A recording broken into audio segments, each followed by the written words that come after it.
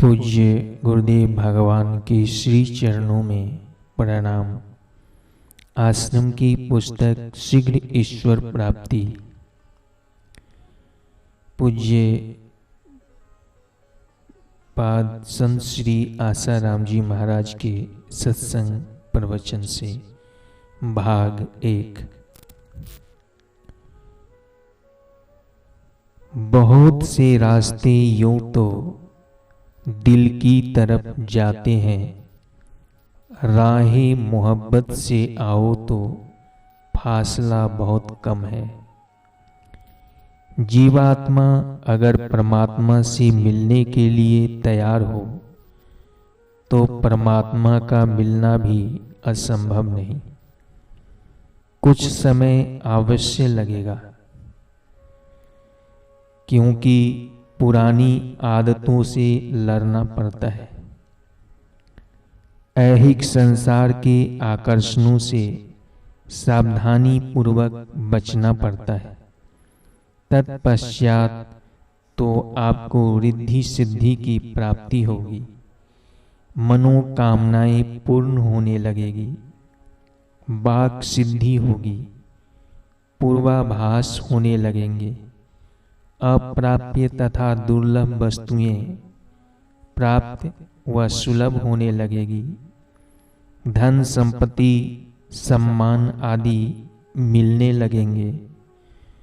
उपयुक्त सब सिद्धियां इंद्रदेव के प्रलोभन हैं। कभी व्यर्थ की निंदा होने लगेगी। इससे भयभीत न हुए तो बेमाप प्रशंसा मिलेगी। उसमें भी न उलझे तब प्रियतम परमात्मा की पूर्णता का साक्षात्कार हो जाएगा। दर्द दिल में ही छुपाकर मुस्कुराना सीख ले। गम के पर्दे में खुशी के गीत गाना सीख ले। तू अगर चाहे तो तेरा गम खुशी हो जाएगा। मुस्कुराकर गम के कांटों को जलाना सीख ले। दर्द का बार बार चिंतन मत करो, विक्षेप मत बढ़ाओ। विक्षेप बढ़े ऐसा न सोचो, विक्षेप मिटे ऐसा उपाय करो। विक्षेप मिटाने के लिए भगवान को प्यार करके हरिओम तत्सत और सब गपसप का मानसिक जप या स्मरण करो। ईश्वर को पाने के कई मार्ग हैं, लेकिन जिसने ईश्वर को अथवा गुरु तत्व को प्रेम व समर्पण किया है, उसे बहुत कम फासला तय करना पड़ा है। कुछ लोग कहते हैं, बापू इधर आने से जो मुनाफा मिलता है उसे यदि समझ जाएं तो फिर वह बाहर का संसार का धंधा ही न करे। कोई पूछता है, तब संसार का क्या होगा? बड़ी चिंता है भैया तुमको संसार की। अरे वह तो बनाने वाले सृष्टिकर्ता ब्रह्मा जी जाने, तुम तो अपना काम कर लो।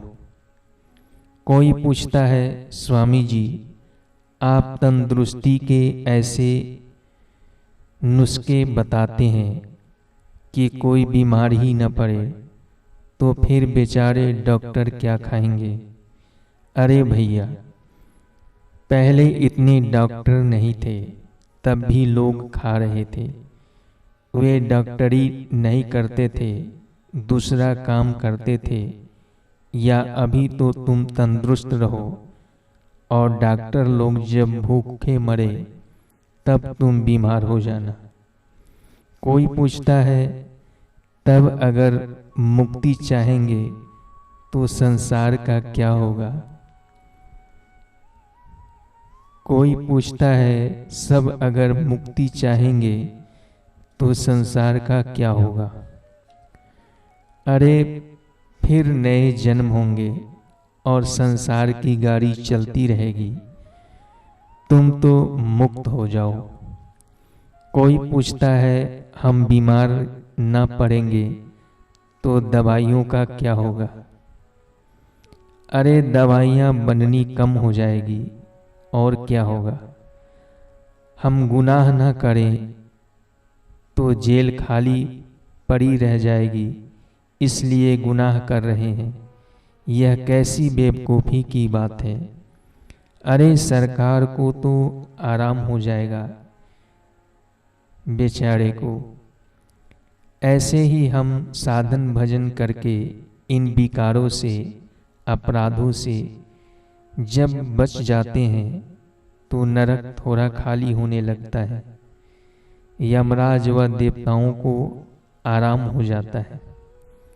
दूसरों को आराम पहुंचाना तो अच्छी बात है, ना कि अपने को या दूसरों को सताना। अतः आप सत्य कार्यों के माध्यम से स्नेहमयी वाणी व प्रेम पूर्वक व्यवहार को अपने में उतारकर प्रसन्न आत्मा होकर स्वयं भी स्व में प्रतिष्ठित होकर आराम प्राप्त करने की चेष्टा करना, वह हमेशा औरों को खुशी मिले ऐसे प्रयास करना। जीना उसी का जीना है जो औरों के लिए जीता है। ओम नारायण नारायण नारायण। किसी इंसान का धन संपदा, रुपया पैसा चला जाए अथवा मकान दुकान चली जाए तो इतना घाटा नहीं, क्योंकि वे तो आंख बंद होते ही चले जाने वाले हैं।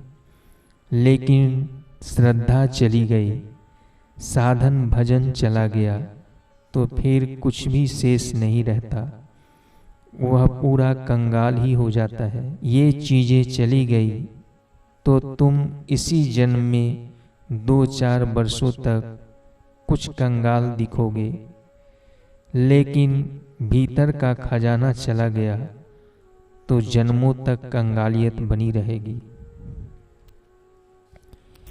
इसलिए हे तकदीर, अगर तू मुझसे धोखा करना चाहती है, मुझसे छीनना चाहती है, तो मेरे 2 जोड़ी कपड़े छीन लेना, 2 लाख रुपए छीन लेना, 2 साधन छीन लेना, गाड़ियाँ मोटरें छीन लेना, लेकिन मेरे दिल से भगवान के, गुरु के 2 शब्द मत छीनना। गुरु के लिए, भगवान के लिए, साधना के लिए जो मेरी 2 वृत्तियां हैं, साधन और साध्य, ये मत छीनना। एक प्रौढ़ महिला भोपाल में मेरे प्रवचन काल के दौरान मुझसे मिलने आई। वह बोली, बाबा जी आप कृपया मेरे स्कूल में पधारिए। वह बंगाली महिला स्कूल की प्रधाना अध्यापिका थी। मैंने कहा, बहन अभी समय नहीं है। इतना सुनते ही उस महिला की आंखों से आंसू टपक पड़े। वह कहने लगी, बाबा जी मैं आनंदमयी माँ की शिष्या हूँ।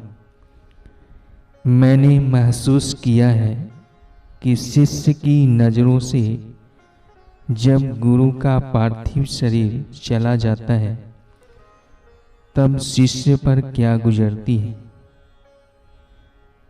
मैं जानता हूँ। मैंने तुरंत उस महिला से कहा, माई मैं तुम्हारे स्कूल में भी जाऊंगा और घर पर भी जाऊंगा। उसे आश्चर्य हुआ होगा, परंतु मैं उसके घर भी गया और स्कूल में भी गया। शिष्य को ज्ञान होता है कि गुरु के सानिध्य से जो मिलता है वह दूसरा कभी दे नहीं सकता। हमारे जीवन से गुरु का सानिध्य जब चला जाता है, तब उस जगह को भरने के लिए दुनिया की कोई भी हस्ती सक्षम नहीं होती। मेरे लीलाशाह बाबू की जगह भरने के लिए मुझे तो अभी कोई दिख नहीं रहा है। हजारों जन्मों के पिताओं ने, माताओं ने, हजारों मित्रों ने जो मुझे नहीं दिया, वह हंसते हंसते देने वाले उस सम्राट ने अपने अच्युत पद का बोध व प्रसाद मुझे क्षण भर में दे डाला। गुरु जीवित है तब भी गुरु गुरु ही होते हैं, और गुरु का शरीर नहीं होता तब भी गुरु गुरु ही होते हैं। गुरु नज़दीक होते हैं तब भी गुरु गुरु ही होते हैं, और गुरु का शरीर दूर होता है तब भी गुरु दूर नहीं होते। गुरु प्रेम करते हैं, डांटते हैं, प्रसाद देते हैं, तब भी गुरु ही होते हैं, और गुरु रोष भरी नज़रों से देखते हैं, ताड़ते हैं, तब भी गुरु ही होते हैं। जैसे माँ मिठाई खिलाती है तब भी माँ होती है, दवाई पिलाती है तब भी माँ होती है, तमाचा मारती है तब भी माँ होती है, और प्यार करती है तब भी माँ ही होती है। माँ कान पकड़ती है तब भी माँ ही होती है, ठंडे पानी से नहलाती है तब भी माँ हो, और गर्म थैली से सेक करती है तब भी वह माँ ही होती है। वह जानती है कि तुम्हें किस समय किस चीज़ की आवश्यकता है। तुम माँ की चेष्टा में सहयोग देते हो तो स्वस्थ रहते हो, और उसके विपरीत चलते हो तो बीमार होते हो। ऐसे ही गुरु और भगवान की चेष्टा में जब हम सहयोग देते हैं तो आत्म साक्षात्कार का स्वास्थ्य प्रकट होता है। बच्चे का स्वास्थ्य एक बार ठीक हो जाए तो दोबारा वह पुनः बीमार हो सकता है, लेकिन गुरु और भगवान द्वारा जब स्वस्थ हो जाता है, स्व में स्थित हो जाता है, तब मृत्यु का प्रभाव भी उस पर नहीं होता। वह ऐसे अमर पद का अनुभव कर लेता है। ऐसे अनुभूति करने वाले गुरु, भगवान और शास्त्रों के विषय में नानक जी कहते हैं, नानक मत करो वर्णन हर बेअंत है।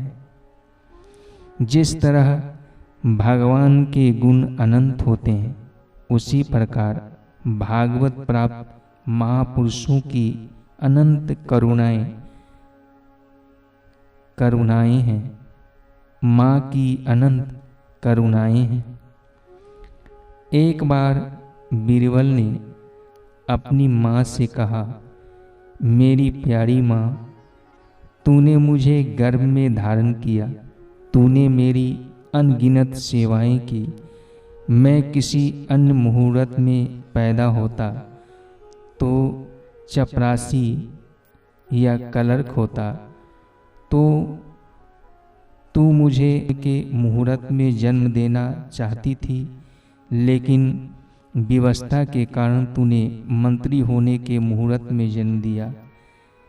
कई पीड़ाएं सहते हुए भी तूने मुझको थामा, और मेरे इतने ऊंचे पद के लिए क्या क्या कष्ट सहे।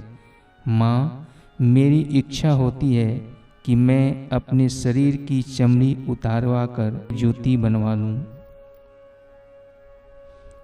माँ हंस पड़ी, बेटे, तू अपने शरीर की चमड़ी उतरवा कर मेरी ज्योति बनवाना चाहता है, लेकिन यह चमड़ी भी तो मेरे ही शरीर से बनी हुई है। बच्चा कहता है अपनी चमड़ी से तेरी जूती बना दूं, लेकिन उस नादान को पता ही नहीं कि यह चमड़ी भी तो माँ के शरीर से बनी है।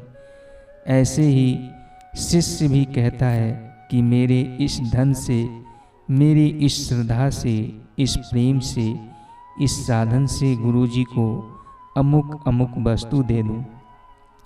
लेकिन ये साधन और प्रेम भी गुरुजी के साध्य तथा प्रेम से ही तो पैदा हुई है।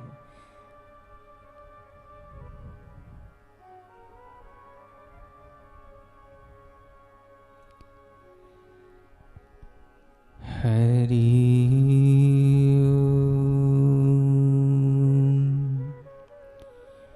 पूज्य गुरुदेव भगवान के ये आगे का प्रवचन भाग 2 में सुनाए जाएंगे।